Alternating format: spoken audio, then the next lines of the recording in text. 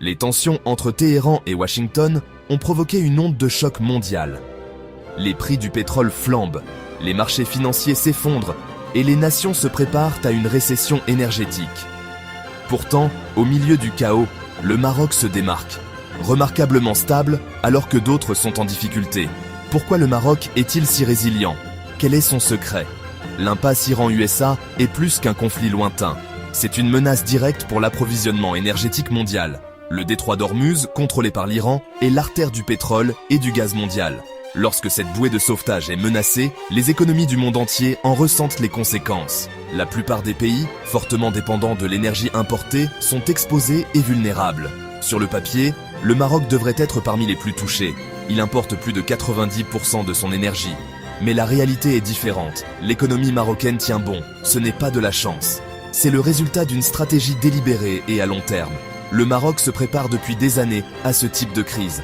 Grâce à la prévoyance, à la diversification et à une ambition audacieuse, le royaume a bâti un modèle unique de résilience.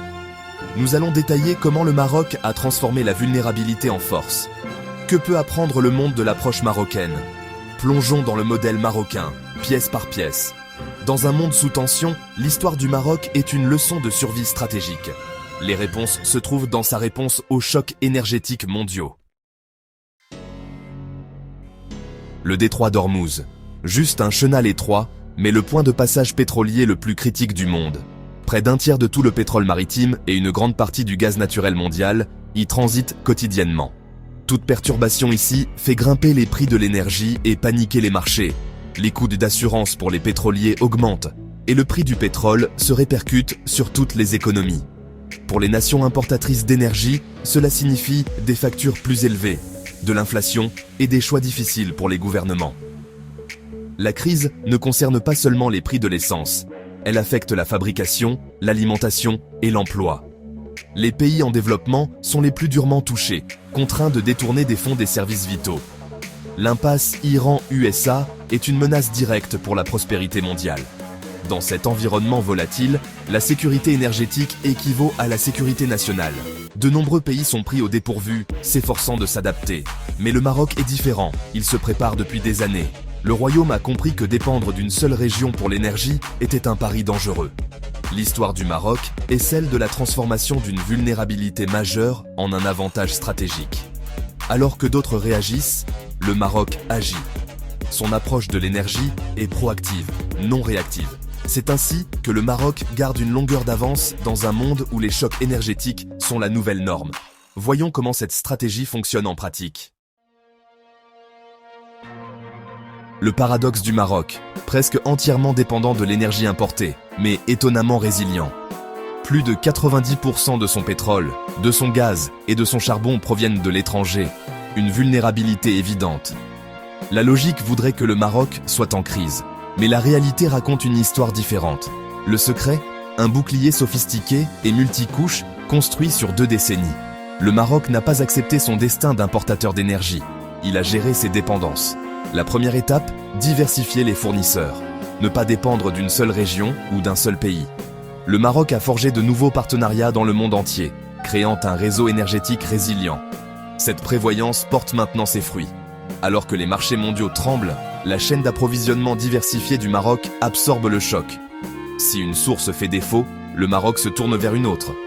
La flexibilité est la force du Maroc. Sa résilience ne vient pas de l'indépendance, mais d'une gestion intelligente de la dépendance. C'est une leçon de pragmatisme stratégique. Parmi les nombreux partenariats du Maroc, la Russie se distingue. Le Maroc entretient des liens économiques solides avec Moscou, non seulement pour l'énergie, mais aussi pour la sécurité alimentaire. La Russie fournit du blé et surtout du diesel et du pétrole raffiné. Cette relation offre au Maroc des sources alternatives, souvent à des prix compétitifs. L'approche du Maroc ne consiste pas à choisir son camp. Il s'agit de l'intérêt national. En maintenant les canaux commerciaux ouverts, le Maroc accède à un plus large éventail de ressources. Si les prix flambent dans une région, il se tourne vers une autre.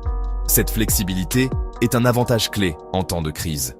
Naviguer dans les relations avec les États-Unis, l'UE et la Russie exigent des compétences diplomatiques.